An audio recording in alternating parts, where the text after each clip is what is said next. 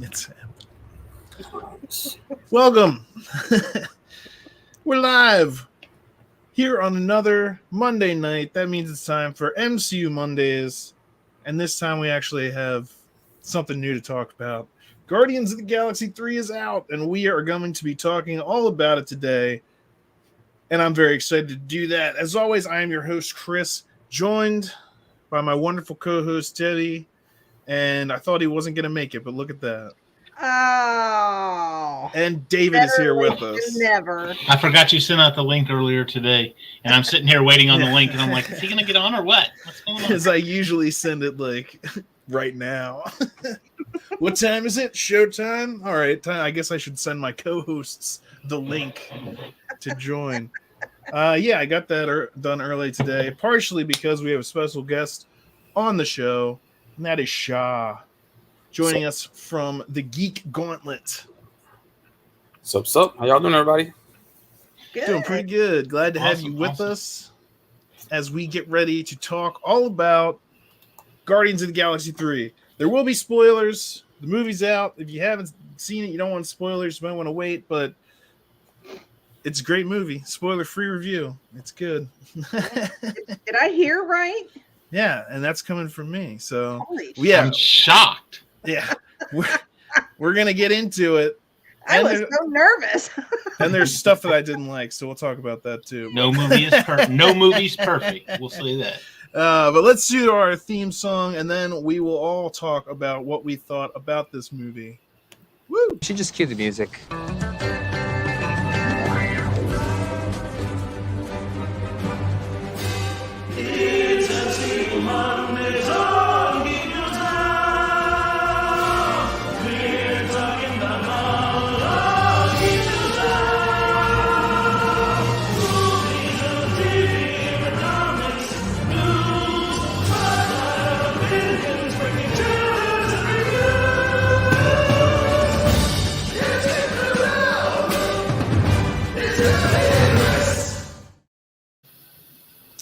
Right. Guardians of the Galaxy 3. So yeah, Debbie mentioned that I said I liked it, and she said, wow. Well, that's because I haven't been that impressed with many of the recent... I mean, what have been the last things to come out of Marvel? We've had Thor. We've had Thor, the new Thor, which... The Eternals, which was just garbage. Maybe not total garbage, but it was not up to stuff. Ant-Man it was pretty ridiculous. Ant-Man was okay. Yeah, Ant-Man was decent, but this, I think this definitely had more of an emotional kick than Ant-Man, and it was funnier at times than Thor without also just being like too funny.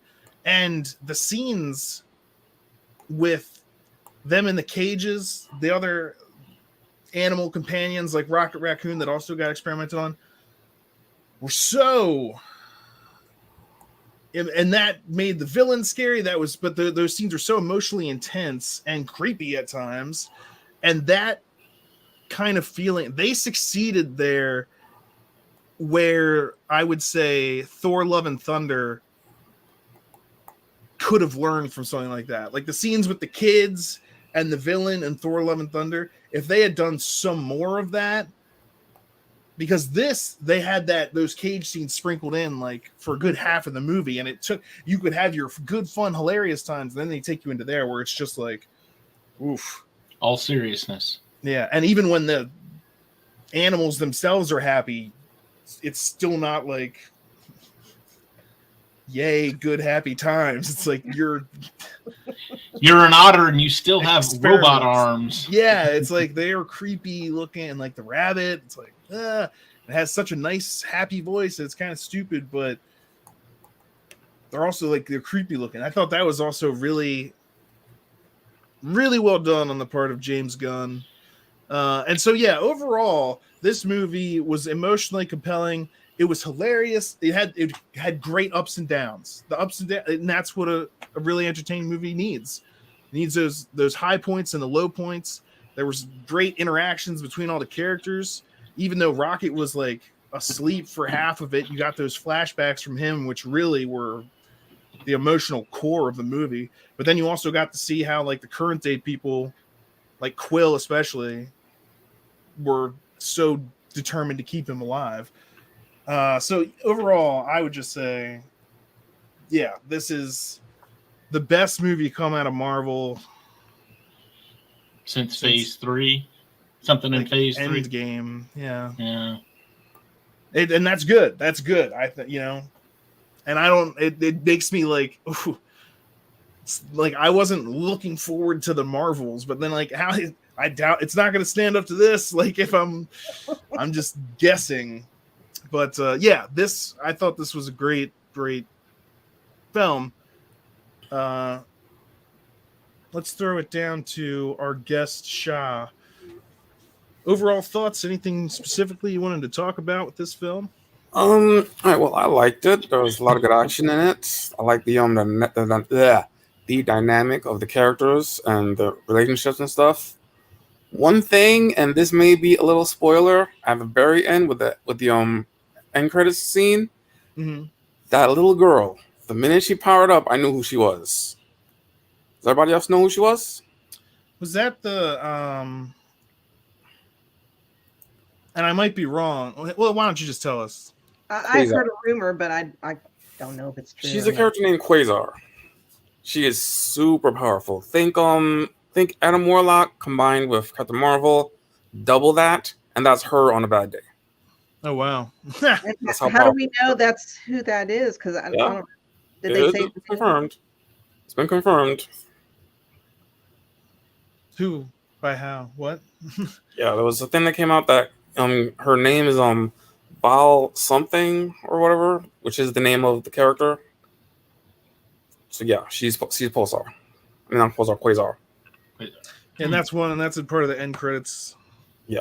Scenes when they kind of do like a freeze frame. They're about to the new Guardians. Yeah. Although I thought it was interesting that after the second end credits, they said Star-Lord will return. And normally when they say something like that, they'll say they'll return in, and then they say what movie. But this they said he'll return. I was like, oh, okay. I thought this might be like the end for Star-Lord. Agreed. Kind of left it open for a bunch of them to return because they're like Mantis is just like leaving, Drax in charge of the city. So they did kind of break up the original team with the option of going back to it, but that was a new team. So yeah, but that was the big rumor, was that somebody was going to die. Yeah, and nobody died, but the team did break up, but nobody died. Yeah. So yeah, a couple of close calls, and I gotta say I liked how they like started the movie out with just like them getting the crap beaten out of them, like yeah. Because like generally the formula for a movie is you show the everyday life of the character, and then there's like an instigating, something happens, they find something, that throws them out of their normal. And this one was just like, hey, what takes you out of your normal scenario? This dude showed up and just kicking the crap out of everybody. That's what sends you on your adventure. Mm-hmm. Although I will say, again, with all three movies, it has started off with one of the characters singing a song, either in his head or listening to it and dancing around to it. In a sense, dancing around to it. Rocket would look dumb dancing. So, or what did Drax say? Don't do that. You look stupid. He did dance at the end, but also that's the Radiohead's "Creep" isn't exactly a get up and kind of.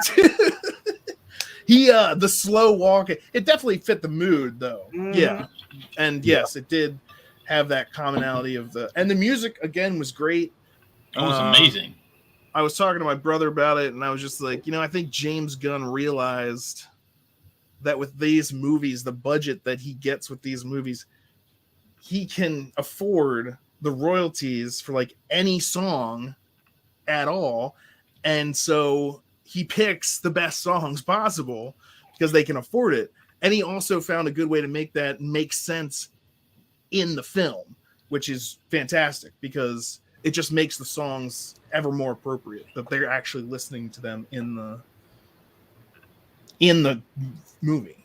I don't know. I think No Sleep Till Brooklyn was used better with the Mario Brothers than the Guardians, but okay. That hallway fight was pretty sweet, though. Yep, definitely. The action scenes, I gotta say, were very well done, well choreographed, a lot of fun. It reminded me of something like the Avengers fights where they're doing like the team up stuff. That hallway fight was great, just them like covering each other. And then also the thing with Groot, when Groot's hiding all the guns in him and then like sticks them all out. And then, yeah, all the fight scenes were pretty great. Nathan Fillion. That was so great. That's the thing is like that's what I really love about this film and the Guardians in general, but this one really, the emotional impacts were really, but like the humor is so good. It's not slapsticky. It's a smart humor. Yeah, and it fits well with the story. Yeah, and they like that really... that thing where he says, "You got an idiot working for you." I got one of those. This guy, I love. I am so proud of you. This guy, and then the look that he gives him, and it's great.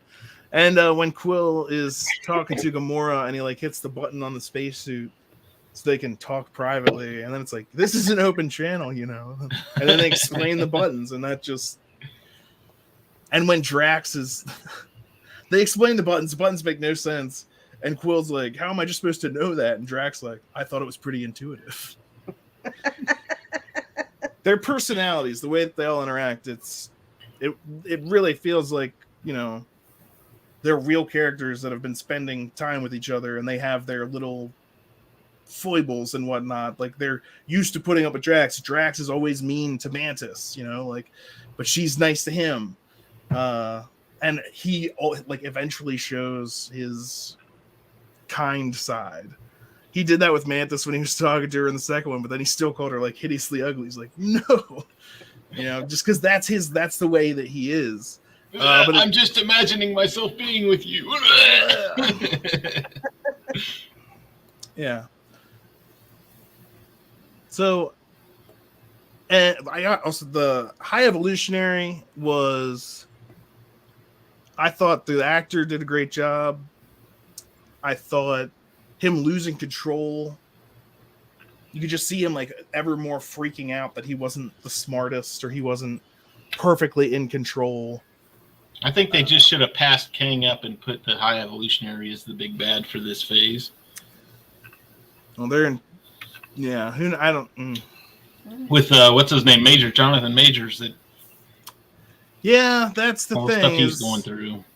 If they're gonna have to, if they replace him, like, you know, they've already shot stuff for like Loki, and yeah, Loki's done. They're gonna have to reshoot stuff. On the bright side, they'll have no problem doing the actual recasting because they can just be like, "Oh, it's a variant." Yeah, I know we showed you all those variants that looked like Jonathan Majors, but there's infinite variants, so here's a bunch more that don't look like him. But that's just a shame. But Ezra Miller did a bunch of bullcrap, and there was a advertisement for The Flash before this movie, so hey, what could be worse than Ezra Miller? 2 Ezra Millers. And like, the Flash movie. That is not what we're here to talk about, but I don't plan on seeing it. I'm not until it hits HBO Max, at least. If they, again, I've said this before, but if they had just taken the animated Flashpoint movie and shot a live action version of it, that's literally what the movie is, though. What'd you say? That's literally what the movie is, though. It's Flashpoint. I mean, a couple of changes here and there, sure, but yeah, they should have done it. They should have done it the right way. With like I'm saying, like if I had my way, they'd recast Ezra Miller but I would have said that, and that's not just because of the stuff that he did crime wise or whatever he got into. I never liked him as the Flash from day one. Same. I've never liked him. But yeah. The big draw is obviously going to be Batman and Batman, because there's different generations of Batman. Yeah, Affleck's going to be there for a while. Short time. Affleck, yeah. And so there were parts of the trailer I liked. I wasn't, but overall, I'm just like, and the DC universe at this point is like a huge mess. But I am like, but again, to tie this back into Guardians of the Galaxy 3, James Gunn is now going to be Mr. in charge over at DC for their films. And so maybe they get it right now. If he can keep making films for them like he was making Guardians movies, or at least hires people that can do it well. And honestly, I'm glad that this Guardians movie was good, because I was really scared going in thinking, okay, James got a new job at DC. He's just going to be phoning this in. It's not going to be very good. It's just going to be crummy. And he's going to be like, I don't care. I'm leaving anyway. So here's my finger to everybody and don't care. But, I'm like, well, hey, look at that. He put out a decent movie. So. Yeah. Not my favorite of the Guardians movies. Well, it was number one. It was a darker movie.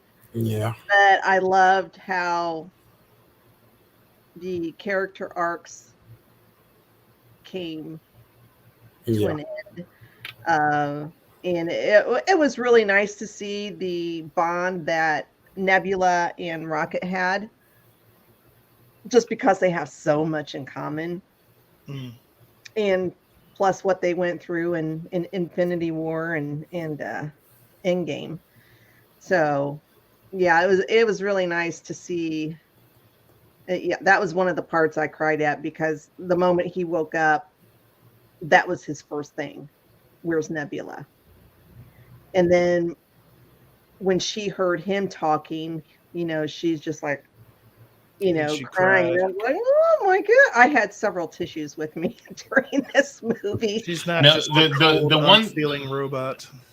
The one that got me was when Rocket escaped from the cages in the flashback, and the otter was there, and they shot the otter, and I'm like, oh, because you knew what happened. Shot through the heart. And then he turns around and the other two are dead too, and I'm like, because that was after the other guards came in, and he kills the guards, and they turn, and they're done. Mm-hmm. Like, brutal. You had to guess. You had to guess though that it was going to happen. Yeah. That, because where have those friends been this whole time that we've known Rocket? We don't see them anywhere, so that something. But then you actually see it go down, and it's rough because you see that I really liked that too. That you could, if you were watching, Rocket would steal stuff. Prosthetic. Every once in a while, he'd just take something and pocket it when he was out with the High Evolutionary talking to him. And so then when the High Evolutionary is finally like, you idiot, you could figure out how to fix my evolution machine, which was weird as hell. But you figured out how to do that, but you couldn't figure out that you weren't going to paradise or whatever. And then they put him back in the cage and he assembles his, device. And it's like, he did figure that out. And that kind of helps explain his personality. He was smart enough to see that. He was hoping, but this is where his hope died. Mm-hmm. But that explains too. And somebody said this on YouTube, and I don't remember what it was, but that was throughout all of the MCU right now. That explains Rocket's obsession with prosthetics. I need that guy's leg to complete the plan. How much for the arm? We need that guy's eye. Oh, here's an eye. I swiped it from this guy off a Nomad or whatever. So, I mean, just seeing the prosthetics and why he's drawn to them. And why he was so set on being the best pilot. That's part of his whole identity.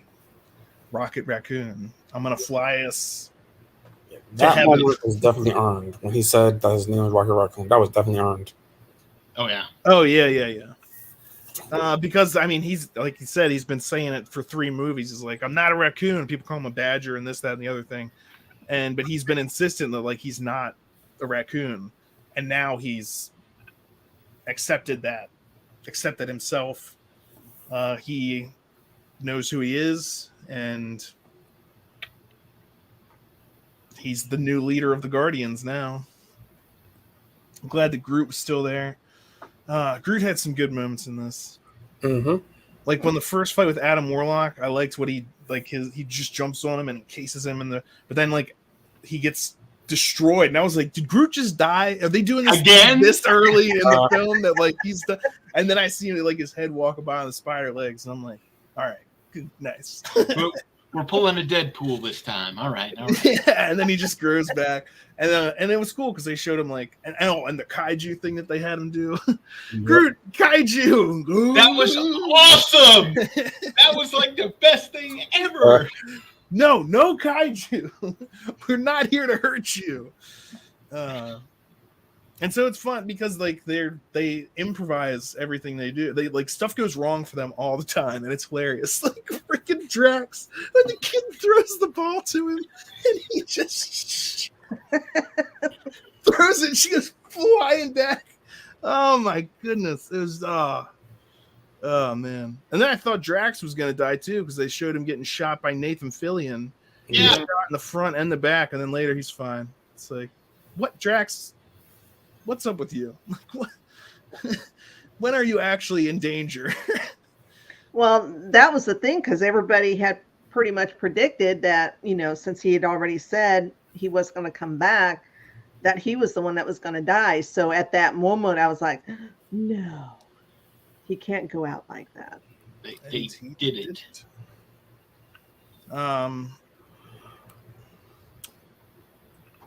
It's good to see Kraglin. Mm-hmm. I like that he was there at the beginning and the end. Yeah. And a little bit of Yondu. They even had man.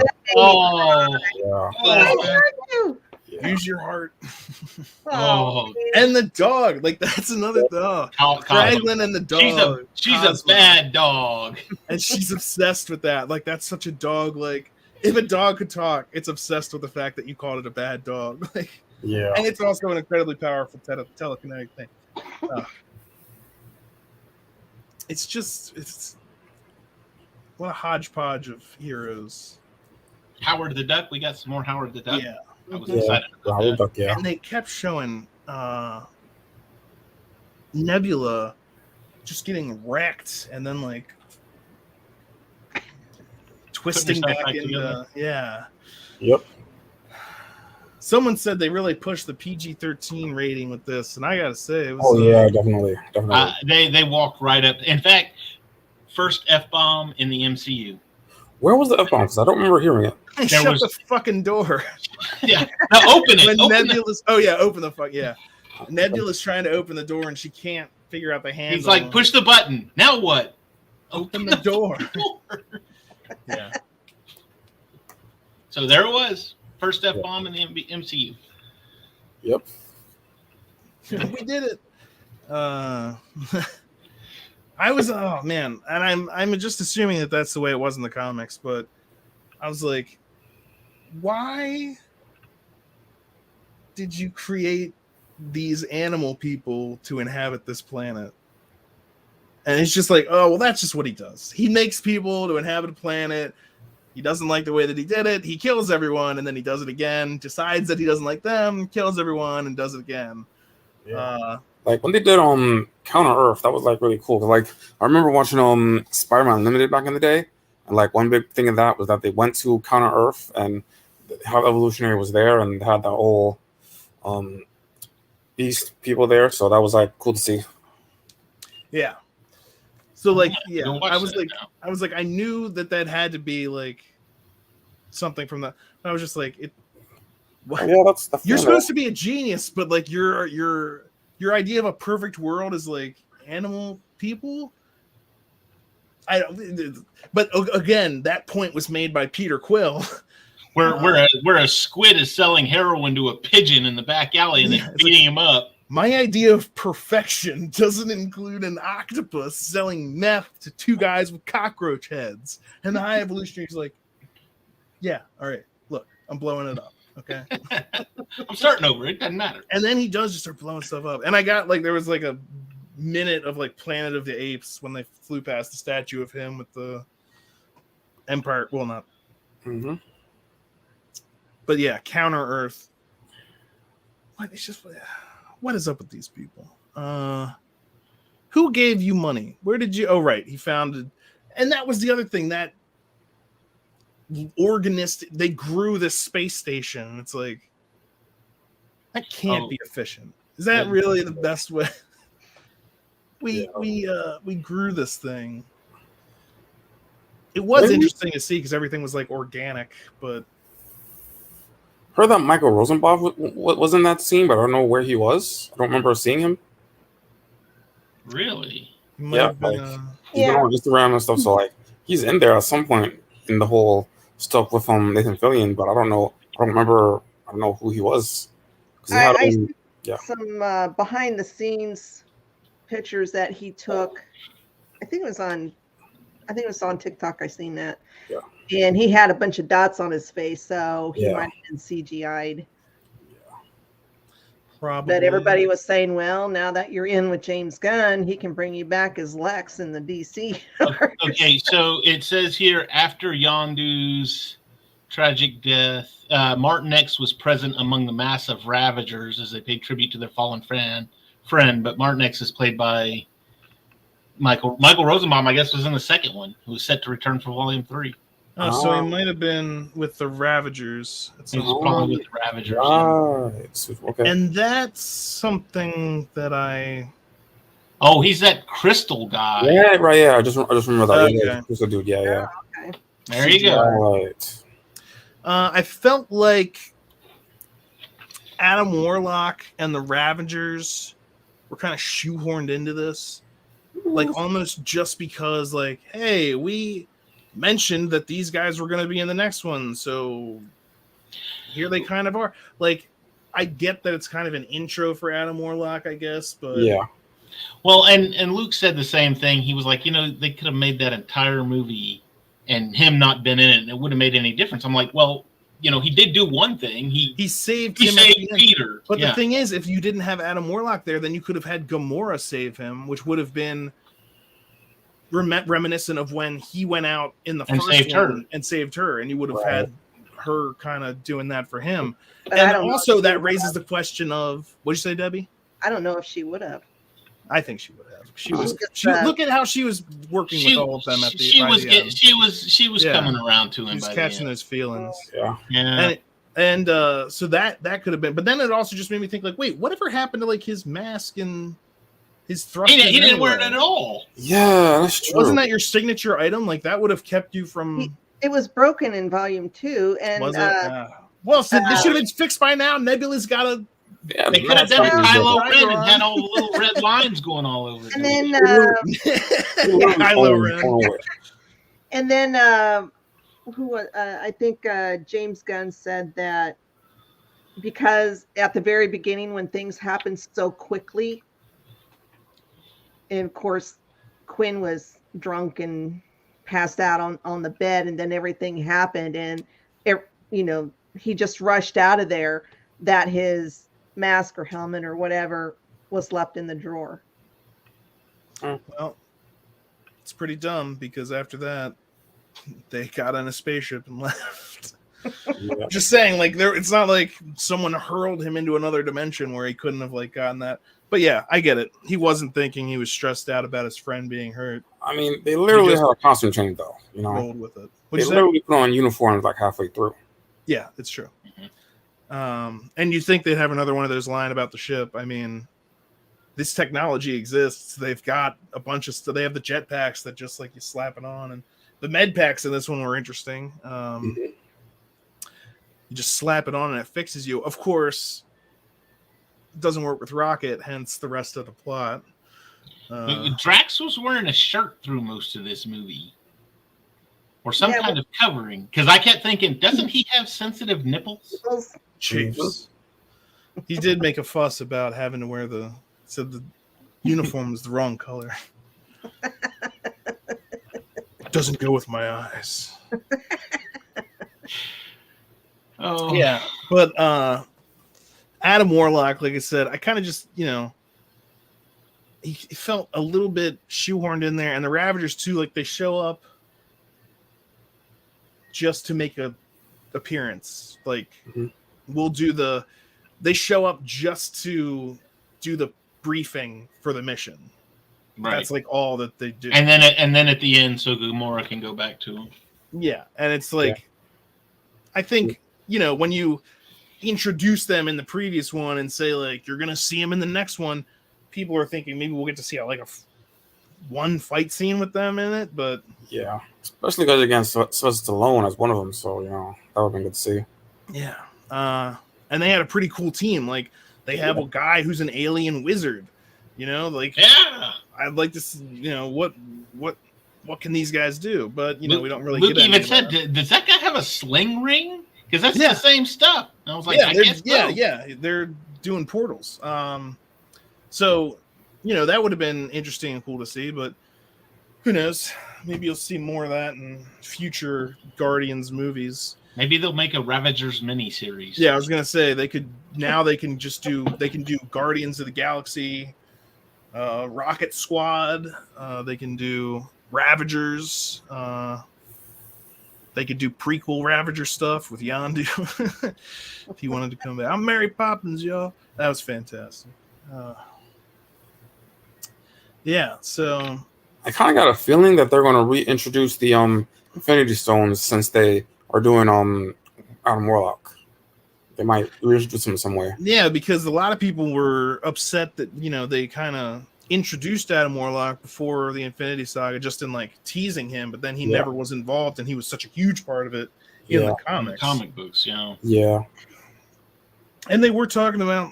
I mean, Infinity Stones were brought up. I'm not an Infinity Stone scientist, so everyone else died. How come she's alive? I don't know. Maybe Magic Cliff. I don't know. It's like, that was great. That was so funny. Like, just him being traumatized by that, but still being like that's the way that he kind of is. The way he's explaining it. Oh man, it's good stuff. Why didn't you tell me Gamora was with the Ravagers? Because I didn't want you to freak out. What do you mean freak out? Like you're doing right now. What do you mean freak out? Oh yeah. Let's see. And Adam Warlock, again, I just had this, and maybe I'm thinking of fully finished Warlock, and this is, the other Sovereign lady even did say, like, he took him out of his cocoon too early. He's not done. This was toddler. Oh yeah, this is early Warlock. This is before the whole Jesus storyline that they do. So maybe he'll have his own. This is like way before Infinity Stones. So I guess we'll have to see. Pulled him out of the oven too quick. Let's see. So that. What about the nod to the holiday special? Yeah. Was that? That was at the. Okay. So when he's reading the paper, he's reading the paper, and it's talking about alien abduction. Alien abduction. Kevin. And there's Bacon a picture of Kevin Bacon. all. Yeah. Right. And I think even Drax saying "dancing is for idiots" was kind of a nod to that, because he says that in the special, and then he dances when he gets drunk. So. Drax was great in this, man. When he was talking to the kids too, and he's like, when my daughter was upset, she would laugh when I made monkey noises. And then like he starts making noises, and Nebula's like, in what way is that a monkey? And then he's like doing the robot, like he's doing the he's making like a robot, and I'm just like, Drax, you are so ridiculous. I think it's hilarious though. Even like when he offers Peter a nut, like he's eating the Zarg nuts or whatever, and he offers Peter one, and then later they're getting in the elevator, and Mantis is like, "You didn't offer me any," and he's like, "There are no more," and he just reaches in and eats some more, and it's like, "You're such a dick."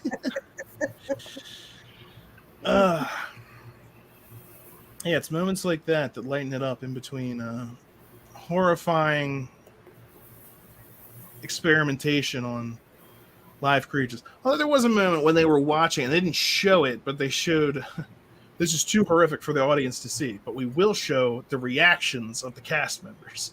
So we see like the Guardians watching what they did to Rocket. Apparently, while he's not under anesthesia or anything, because he's like trying to escape, you can hear him struggling. They're like, just hold it down. And Nebula's like, this is worse than anything they ever did to me. And I was like, are you sure? Because I'm pretty sure you're like pretty messed up yourself. Earlier, you were talking about how your father took your eyes and replaced them with these eyes as a form of torture. Like, are you sure this is worse than anything that's ever been done to you? But yeah, I think that point of that was just to be like, it's bad. Okay.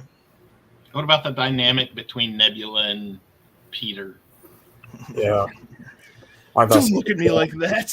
Yeah. Well, just that, and the when he was driving the car, he was like, "Look, I left Earth when I was 8. I'd never learned how to drive. Do you want me to drive? Do you want me to drive? Pull over and I'll drive. Come on."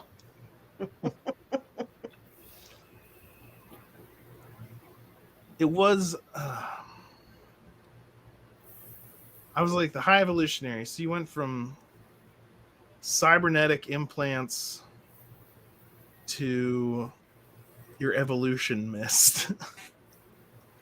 Which and also he made Ninja Turtles. He made and those turtles. No, he made mutant turtle. Maybe teenage. That's all I was thinking. It was like, not oh my God, ninja. he made Ninja Turtles. It's just a rage monster. Yeah. He made a turtle Hulk. Yeah, this will give you thousands of years of evolution. Like, maybe why don't you huff some of that? Wouldn't you then be like 1,000 years smarter than you currently are? Maybe you could then make yourself a real face instead of just a very lifelike mask. Yeah, that kind of reminded me. When they me peeled his face off, I was like, Red Skull. Mm-hmm. Literally, yeah, I mean, it's red, but... And it's a skull, yeah. The way they had his skin on there, it kind of just vaguely reminded me of Resurrection, Star Trek. Right. Oh, no. Yeah. Well, that's why I liked when Peter called him like... Peter called him RoboCop. Insurrection. That's that. When I saw the initial trailer, that's exactly what I was thinking. I was like, oh, he looks like RoboCop. Okay. Mm-hmm. Yeah, when they tore his skin off, that was pretty jarring. Yeah. I mean, that was even worse than Red Skull. At least Red Skull. Yeah, that was just like his skin, or this is like muscles and tendons. And... What's up with your? This one was Aren't like you it was smarter like than this. I mean, it didn't jar me that much because I work in the medical field, but I was just kind of surprised. I was like, oh, well. That's going to be good for the kids. I'm glad you brought that up because when movies like this come out, especially at the first Saturday in May is Free Comic Book Day. Everybody loves Free Comic Book Day. It's also kind of coincides with May the 4th because it's usually it's right around that time. So for the past since Age of Ultron, I have taken Luke on that Saturday to go get free comic books. We go to the Lego store and buy Star Wars Legos, and then we go watch the Marvel offering for the first part of May. This year was the first year that Samuel, age 4, got to go with us to the comic book shop and go to the movies. And it happened to be this one. And, they're dropping F-bombs, and he's pulling his face off, and I'm just like, jeez, did I pick the wrong one? And there's grotesque horrors. Yeah, which I thought was. I would have taken my kids to see it when they were young, but they watch that stuff at home, so it's like ain't nothing. When they pulled his face off, Luke or Samuel turns around and goes, "That looks like a nightmare." Correct. Hello. Great. Now I'm going to be waking up all night long, you yelling. Your future nightmare. It's my fault. I thought it was interesting, or I don't know, not interesting, but we were meant to feel compassion for like Rocket and his friends who've been experimented on. You feel compassion for them, He's got all these other experiments that are like running around, like War Pig. And I was really expecting Black Sabbath to play at some point, but it didn't. War Pig's running around, and that other monstrosity, and these like horrors that they fight in the hallway scene. No one ever offers them a chance to like, hey, do you not want to? It's like, oh, well, you look evil, so you're a bad guy. So we have no compunction about ripping your arms off and beating you with them. Well, they were shooting first, so. That's true. That's true. I just thought that was funny. It's your basic stormtrooper ideology. That's like the faceless enemy. In this case, any giant monster or anybody in a black jumpsuit is your enemy. I also thought it was hilarious that his own, like, he created everyone around him, right? Mm-hmm. Like, they're like, I'm taking over command of this. And it's after he said something about God. He's like, there is no God. That's why I'm here. And they're like, well, all right, that's where I draw the line. Whoa, back that train up. I'm taking over control of this ship. It's like, okay, there is no God is what your limit is. Like, he's been performing grotesque horrors on everyone, but it's not until he questions the existence of the Almighty that you're like, oh, okay, this guy's lost it. We need to take over control. He's questioning God. I don't know that he's questioning that's what set him off. It was more the God complex, you know. Yeah. There is no God. I am God because of that. And they're like, okay, how did they not already believe that? He's their creator. They should already be. In fact, even was it Gamora? Was one of the lines was some civilizations see him as God because he created the entire civilization. Yeah. And that's the way he was talking to the sovereign. He's like, I should just destroy you as is my right as your creator. I don't know. Which begs the questions like, what was he? How do you live long enough to watch civilization? We took your face off. Does that mean you're dead? I don't know. What are the rules? How do we know he like? What is he in the comic books? He's supposed to be a evolved human of some sort. So, just a really smart evolved human. He has like hands on a lot of different things. Like he had something to do with Quicksilver and Wanda in the comics. Like they're like these animal people that he created that took them in. Yeah, he's been around. He's like, yeah. And in this, he said that he had visited Earth. It's like it would have been great if, except for all the people. He actually said something else, but it was just like, ugh. Yeah, just an explanation for why Counter Earth looks like Earth. Mm-hmm. Yeah. And why it's called Counter Earth. Real original there, high evolutionary. Because like the whole idea of Counter Earth was that like it's in the same it's in our solar system. It's in the same orbit that Earth is, just on the opposite side of the sun. So there's no way you could actually see it. That was the whole thing about it. So it exists then. Counter Earth. Yeah. Ah. Is that like Bizarro's world? Kinda. It's not opposite land, it's animal land. Yeah. Yeah, and as they were driving through the streets and you just see the one guy or animal person getting mugged, it's like, I don't think you perfected that formula for peace-loving people or whatever. Because there's some flaws. And that was interesting too, that he's trying to create like the perfect life form, essentially. And that was, I saw someone posted online that they were like, that the movie was too much for them because they saw too many similarities with like the Nazis and that triggered them or whatever. And having watched it, I can kind of see where they're coming from, but at the same time, if you can't handle that, I don't know if you should be going to PG-13 movies. I can kind of see it, but too, he's trying to create the master race, but he's also, it's not just about and you can see this throughout the film because it's not just about like being intelligent, it's also about being aesthetically pleasing. And that's when he talks to the Sovereign. He's like, you were an experiment in being good looking to the eye, but you're idiots. And when he's talking to Rocket about why Rocket has to be destroyed, he's like, look at you, you're a hodgepodge of parts, you're grotesque, because he has a vision in his mind of perfection, and anything not meeting that is imperfect and therefore has to be destroyed. The one thing about Rocket that he did want, though, was his brain, because all the other creations that he made apparently could not invent. That is, they could be taught to do anything, but they could never invent something new. And I guess he wanted to see what he did to Rocket to make him able to do that. But he never got the chance. And again, you say that you make the whole, it reminded me of Hitler, and it was like, well, guess what? Hitler was a bad guy. And guess what? This guy is a bad guy. I mean, there's going to be similarities, and you're just going to have to deal with that because... Yeah. Well, they're evil. How can you make a good villain if if nothing happened, Yeah. If they're neutered, that's what makes him such a compelling villain, is that A, he's doing horrific things, but B, he thinks that is the right thing, which makes it all the more dangerous. Debbie, were you about to say something?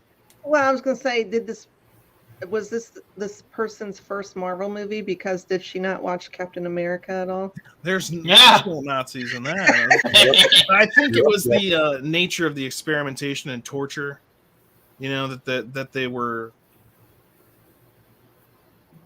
Again, bad guys. They're bad guys. Bad guys do bad things. So, what are you gonna do? And part of me thinks that was just a person looking for internet attention. There you go. Well, they're fine. We satisfied it. We talked about you. Move on. Go away now. Now shut up and find something else to complain about. Yep.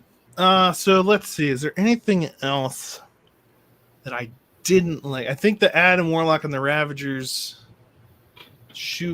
not getting their due or justice were some of my biggest problems, which is to say it's not really a big, I would have liked to see more from them, but it doesn't ruin the movie. I think if you would have had more Adam Warlock and more powerful, I think that would have taken away from the main purpose of this movie, which was Rocket's the backstory. But that's why I was just thinking, you could almost just take them away from this movie. Well, it was just a soft introduction to Adam, because we've been expecting him for since the first or second movie. So we'll have to see what happens as far as he's concerned. I mean, it looks like he's joined the Guardians under Rocket. So, Mantis taming the interdimensional beasts. I totally saw that coming. They're not going to eat us. They only like to eat batteries. They're scared of us. They're trapped in there, and then there's things come out. I was like, there's 3 of those things. I was like, if they don't end up riding those, because it's just, and then they do for a very short amount of time. I was expecting more of that, honestly. Boba Fett rode a Rancor, so sure, why not? I just got to ride these things. Isn't it enough that they're friends? Why does can't you be friends with a horse without mounting it? You have to. Just seems inconsiderate to me. It's like, okay, you're not going to eat us. Let me climb on top of your face. That way. This is what friends do.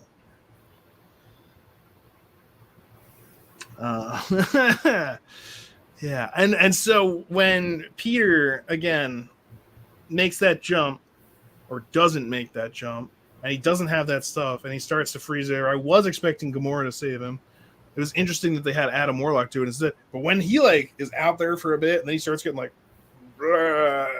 didn't understand that, because we've seen explosive decompression. Yeah, it's decompression because it's the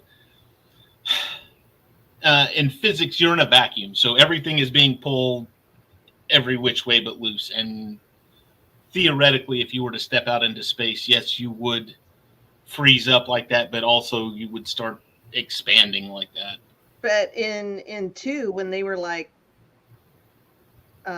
even in 1, even in the first. yeah, I mean, Yeah, 'cause none of their faces distorted. And that's the thing. It's like right after that, they're like, "Are you okay?" And he's like, "Yeah, don't worry, I'm okay." And I was like, dude, your face was a "Yeah." I was bubble. like, "I don't know that you are. I think you might be in shock or numb from the ice, but your face is falling off. You Well, look and like then a when- wax figurine of yourself that's been sit too close to a fire. You need to get one of And those med packs for your face." And then when Groot started yelling and reaching out with his branches, and then they broke off because I cried. I'm like, no. Oh, so many crying moments for me. It's not hard to do. And then when Rocket goes to heaven, I was like, "This is it." I was like, "Are they actually gonna? Is he actually gonna die?" That's what I was like. Are they actually gonna do it, or are they gonna pull him back? No, that's and honestly, I was like, okay, he's up there, and he's like, "Can I come?"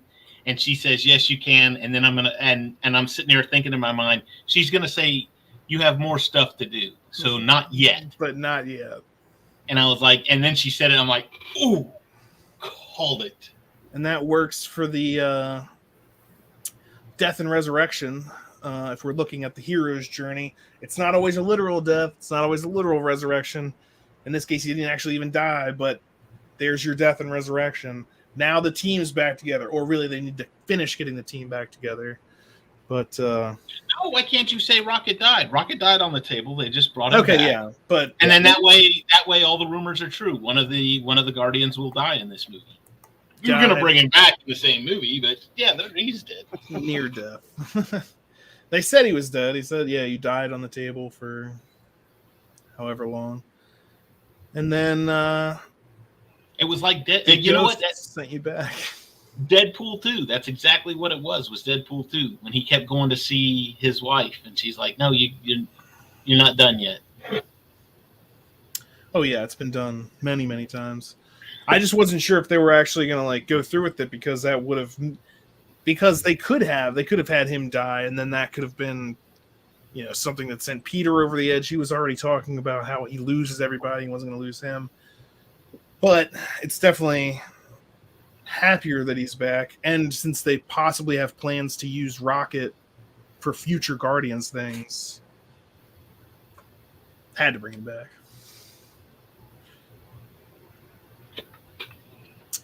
But yeah, I think, let's see, anything else? Maybe where's your notes? I didn't take any because I really wanted to enjoy this movie because it was the last one of this particular group, James Gunn's last movie. So I just wanted to sit there and enjoy it, eat my popcorn, and cry. So it was a good movie, happy ending. More or less. It was interesting that Peter went back to his grandfather. And also he's like, "I've been running from my past my whole life. It's time to actually face it." And I was just like, "Oh, Lion King." You can run from the past or learn from it. So yeah, he goes back. I thought it was great also how his granddad was immediately recognized him, even though he hadn't seen him since he was like 8. A child. Yeah. He's just like, "Peter." And then the end credit scene where he's like, am I really supposed to go mow the lawn? Shouldn't her son mow the lawn? I think it's kind of weird that I'm going to be out, like a fully adult 45-year-old is going to be mowing the lawn while he just watches. It was very random. The thing is, they just say Star-Lord will return, but it's like, is he, like, that's the thing. Is he done? Like, now he's back is he just living on Earth now? Like, what's the deal with Star-Lord? You can't really, are you going to keep calling yourself Star-Lord now that you're working at the Gap? Yeah, I don't, because I was like, so, I mean, does that mantle go to Rocket? Which doesn't make sense, but no. And like, Gamora's with the Ravagers though, so who knows? And he said even in the movie, he's like, I'm a Ravager. I'm more of a Ravager than you are. So maybe there will be something in the future with him and Gamora and the Ravagers. But was that a Ravager emblem on their uniforms too? Did I catch that right? It was the same thing that Groot brought. Or it was the drawer. He said there's a drawer and it's got a Ravager patch on it like this. Mm-hmm. Kind of looks like a leaf. Yeah. Ravagers. Or is it possible he might pop in during Secret Wars? Or Secret Invasion? I'm sorry. I think that's mostly supposed to just be... what I've heard is no superheroes. So... Yeah, but he's not really and that's what I was going to say. He's not super, right. But I doubt it. Unless it turns out his grandpa's a Skrull. Oh, twist! Well, I was kind of surprised he was still alive because he looked old when Peter was 8. He looked old, and I was just like, I'm surprised he's still. Well, he definitely looked old in this too. He barely could get up out of his chair. But I thought too, because you had that scene right there at the first where Peter's drunk and they go and pull him out of the bar, and Gamora is carrying him, and they're walking down the street, and I was like, "There's our first boner alert," because the trailer kind of made you think, "Oh my gosh, something happened to Peter." And I wouldn't call it a boner alert, just because it's not like it wasn't in the film. It was misleading, but I think that makes a good trailer. I think that makes a good trailer. Like if you could put a scene like that in, and then it's in the first 5 minutes. That's something I was imagining at the end, and it's like he wasn't dead; he was just drunk, and it's like, you got me, trailer. All right, let's see where this is going, because now I don't. Now I got nothing. Because I was expecting that to be near the end, and it was right at the beginning. So I think that's a well done trailer. It's when they do things like, and I think somebody sued about making misleading trailers, and I have to check and see how that they did lawsuit turned out. But it's like when they were like the Hulk fighting in Wakanda for that, and that's just absolute bull. Or when you have fake Pietro. Look, it's going to be the X-Men. No, not even close. What was that? My name's Ralph. Ralph Boner. Ralph Boner. It's not the introduction of the X-Men into the MCU. It's a dick joke.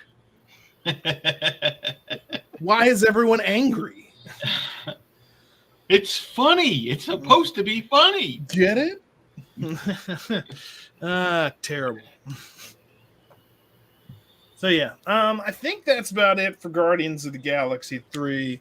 Overall consensus. Let's give our overall number. I'd give it like solid 8.5. Mm-hmm. What about you guys, Debbie? I'm giving it a 10 because this is the one movie, and I haven't seen any of the other movies in theaters. In the Infinity Saga, because I wasn't watching Marvel back then. But this is the first movie in a long time where if it wasn't so dang expensive, I would go see it multiple times. And I cannot wait for it to come out on Disney Plus. Oh yeah. I like that. Yeah, like you said, out of that. This is definitely a film that I will watch again. Like Thor: Love and Thunder. Only if I was doing some sort of rewatch. Like I'm not like I gotta watch that. This one I'm like I would definitely watch this again and soon. David, number score? Compared to everything in Phase 4, I would say a good solid 10. Overall, I would go like 8.5, 9, somewhere in there. The first Guardians will far and away always be my favorite. Oh yeah. This one is probably a fairly close second, and then the third one is probably a fairly close third. So they've all ranked really high for me. And before we go to Shaw, just on that note, I will also add that I think as far as just straight up trilogies go, this is probably the best. The best one in the MCU. Mm-hmm. Like because Iron Man and Captain America, I'm not saying that their movies were bad by any means, but there's like more to them. Like you really get the end of Iron Man's story, not in Iron Man 3, but in Infinity War and Endgame. So it's not just like a pure trilogy type thing. Same with Captain America and Thor. And I know the Guardians are in the, but the trilogies by themselves stand. The Guardians of the Galaxy movie stands. They're not main characters in Endgame. Right. Kind of like, well, and this movie had absolutely nothing to do with anything that was going on in this phase. Right. Yeah. It wasn't connected. It was just them off. It was a standalone in a trilogy. And Sha, so what would you say for your number score? I guess I gotta give it 8.5 out of 10. Yeah. Yeah. I think that's what I gave it, so you're correct. Yeah. It's which is definitely a good thing. Like that's if you're watching and you're like 8.5, well, I don't ever give out perfect 10s.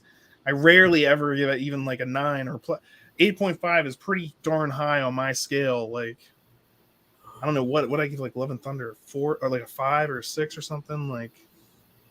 I have to go like back and rewatch. Yeah, and Eternals is low. Captain Marvel's low. Multiverse of Madness, that didn't. I mean, like, I'm not saying it was bad, but it was not as good. It did not live up to expectations. Yeah. This, very good, very enjoyable.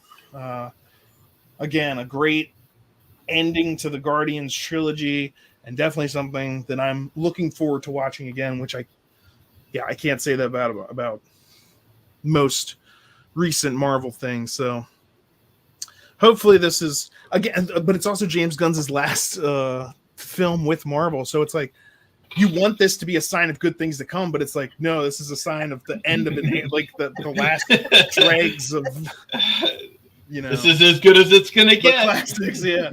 So we'll just have to see what comes in the future, but I think that's going to be it here for us. Thank you guys for joining and talking all about Guardians of the Galaxy. If you haven't seen it, go see it. It's a good one. I want to thank Sha for joining us, and make sure to tune into the Geek Gauntlet. And then David, make sure to tune in for the Cantina Happy Hour. Well, not David tune in and Sha, but everyone else. Yeah. Tune in to everyone who's watching. Yeah. That's when, yeah. Yep. All right. Thank you for joining us. I'll see you all later. I should have found our closing song before this. We have nothing queued up. Yeah, I forgot to do it, but watch your language. It's been so long. Shit! Language.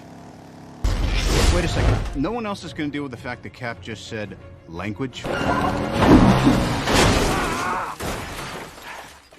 Just slipped out. Find the scepter. And for gosh sake, watch your language. That's not going away anytime soon. You bet your ass. Steve, he said a bad language word. Did you tell everyone about The that? handle's imprinted. Out with the platinum bastard. Steve doesn't like that kind of talk. You know what, Romanoff? Fury, you son